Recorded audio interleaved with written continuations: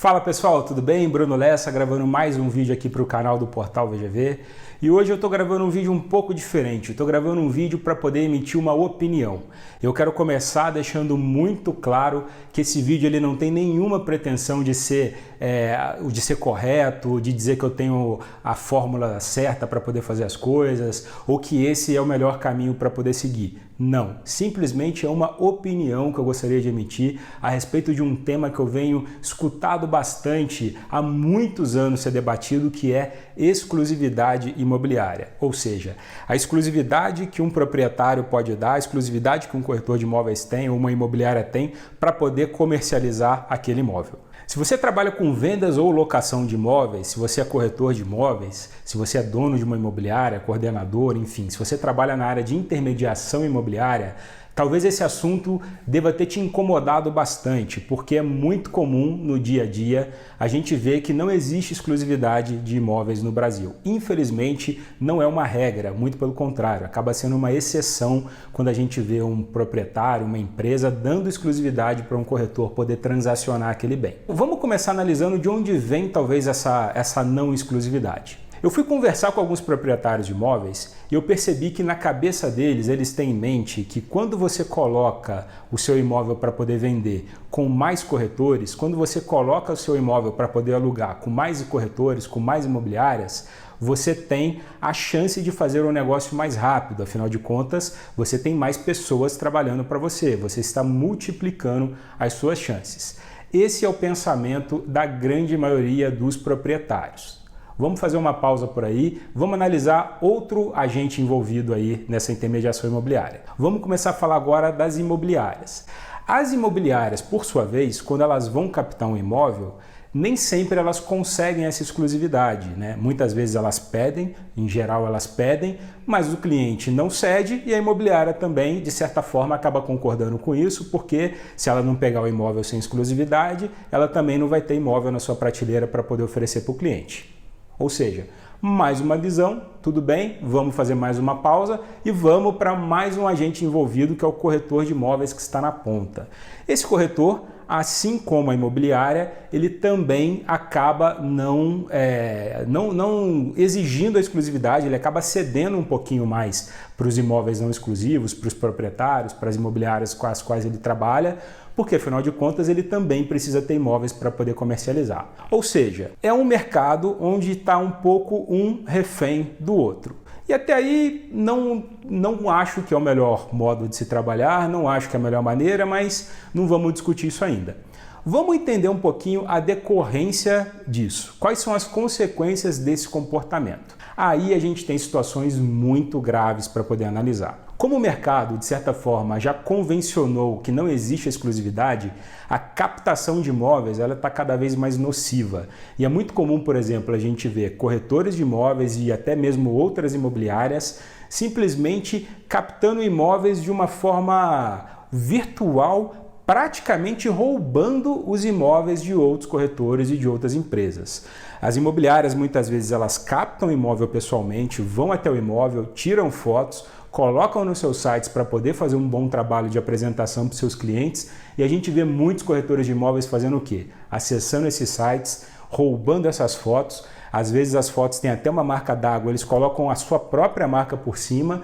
Isso quando se dão ao trabalho de fazer isso, porque eu já vi muitas fotos que foram roubadas e o corretor estava divulgando com a marca do concorrente sem nenhum tipo de pudor e acabam divulgando nos seus outros sites. E aí acaba acontecendo essa verdadeira prostituição do mercado, desculpem a palavra, mas é a maneira como eu enxergo que isso está acontecendo, esse tipo de atitude, um mercado cada vez mais prostituído, onde cada um está simplesmente querendo só defender o seu e não está nem aí para o outro, ao ponto de chegar e justificar sua atitude dizendo, se ele faz, o que eu vou fazer? Eu não vou fazer, infelizmente o mundo funciona assim, então eu também vou ter essa atitude errada. E não, eu particularmente não concordo com isso. Mas tudo bem, vamos avançando nessas análises, vamos avançando nessa situação. Da mesma maneira que eu confrontei os proprietários, quando eu fui perguntar e tive essa resposta, que na cabeça deles eles conseguem vender mais rápido ou alugar mais rápido as suas propriedades, eu fui perguntar para as imobiliárias e fui perguntar para os corretores. E Para minha surpresa, as imobiliárias e os corretores, embora também não concordem muito com esse comportamento, elas acreditam, em sua grande maioria, que a culpa, a razão, quem deveria resolver isso, também não é ela, não são elas, não são os profissionais, e sim seriam os conselhos de classe, os famosos CRECE, né, que são autarquias aí que regulamentam e fiscalizam a profissão de corretor de imóveis e tem a sua representação regional aí em cada estado do Brasil. Ou seja, o problema também não é delas e acaba sendo um problema do CRECE. E quando a gente vai questionar os conselhos, é uma outra resposta evasiva, porque não tem como o conselho influenciar na dinâmica do mercado. Ou seja, temos um problema na mão, temos uma situação que é uma situação que não é positiva, muito pelo contrário, é uma situação muito nociva e que simplesmente ela não tem autorresponsabilidade. Ninguém se considera responsável por isso, o problema é sempre do outro e é por esse motivo que enquanto tiver essa mentalidade, ele nunca vai ser resolvido. E aí, como eu comecei esse vídeo dizendo, na minha humilde opinião, e eu quero reforçar mais uma vez que é um artigo de opinião, não tenho a pretensão de estar com a verdade, muito pelo contrário, gostaria que você discordasse de mim e escrevesse aqui no comentário o motivo pelo qual você discorda de mim para a gente poder refletir, mas na minha humilde opinião, só tem uma pessoa que poderia de fato fazer a exclusividade acontecer no Brasil hoje. E essa pessoa é o proprietário do imóvel.